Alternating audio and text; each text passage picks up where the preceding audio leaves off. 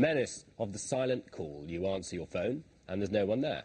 It's likely that you've been dialed by a call centre using an automated system, but there aren't enough operators available, so instead of a voice, you get silence.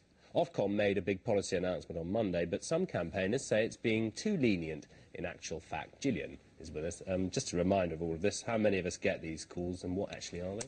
Well, it's hard to know how many people get the calls, but we know how many people complain about the calls, and it's a phenomenal number. 160,000 people complained to BT last year about these calls. And it's enormously irritating. It's always that you've just come out of the bath or something, and the phone rings, you run to it, and then there's silence. And for some people, I find it very irritating, but some people find it very scary. Right. You know, you go to the phone, there's nobody there. Back to Virginia's film, is it Voldemort, or is it, you know, just some computer that's rung you? So I think it is a problem, and I'm glad that they've addressed it at long last. What have they addressed it with? What are the proposals? They are only proposals so far, so that's the first thing to say. They're not starting immediately, and there is a consultation period until January, so if people are concerned, they can contact Ofcom and give their views. But let me tell you what the proposals are. Here they are. They are threefold. Essentially, before I go through them, what I want to say is that silent calls are no longer acceptable. That is the top line out of all of it. So what they're saying is, if you get to the phone must carry a recorded message, so it can't say nothing at all. But, for example, it's illegal. You can't have a marketing message on there. So it can't say, hello, this is Gillian Goldfish Solutions, or whatever. Why don't you buy a goldfish? It has to just say, this is Gillian Goldfish Solutions, didn't get you, sorry.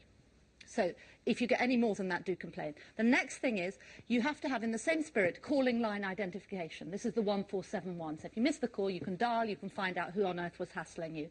And the last thing, again, I think a good thing, is that there's no automated call allowed for 72 hours after the first one. A person can ring you, but a machine can't any longer. And then, just going on, those are the actual proposals, but in terms of the percentages, what they're saying is, at the moment, there's a voluntary code out there which says 5% of calls are permissible as silent calls. You mean a voluntary code? You mean if I'm a firm that makes 100 calls, 5% of them can be silent, 95 in 100 must be operated? Exactly. That's exactly right. And it's a voluntary code, and Ofcom says it's being broken a lot at the moment. So what they're saying is they're taking that percentage lower. They're saying it will be 3%. I'm calling them now abandoned calls instead of silent, because none of them will be silent, as I've said before. There has to be this message, and it will be obligatory. It's not something that you can choose to ignore. And if you do ignore it, they're talking about serious penalties and getting those up from 5,000 to 50,000, although there's a separate consultation on that, so we don't know whether the number will go as high as 50. OK. So it does sound like they are cracking the whip against something which is infuriating a large amount of people. Now, to our viewer, who has written angry. Why? Yeah, he's angry. He says, look, they announced this new policy, all bells, all whistles, and it sounds fantastic, but there's a second thing that's been going on. They've been investigating companies who've been abusing this, and he says, hang on a minute, it's a bit soft on those companies. On Monday, Ofcom announced no more silent calls. It concluded investigations into companies I had complained about. When we come to look at the small print, we find that these companies will, for at least another 6 months, be allowed to continue making silent calls. That is not acceptable. Well, I spoke to Ofcom, and they say they won't be able to continue for 6 months. They say that these are tough rules. They're very keen to emphasise tough, tough, tough all the way. I've never heard Ofcom as animated as when they were talking about this, interestingly.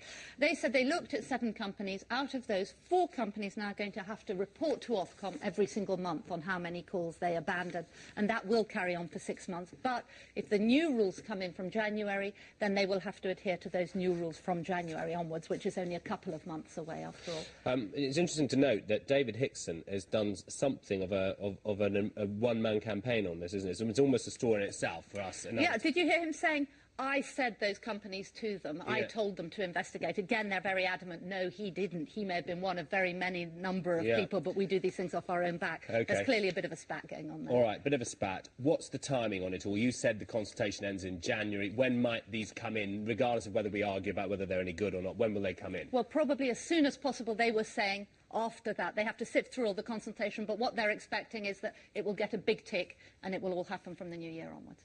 Gillian, so do you. Thank you very much.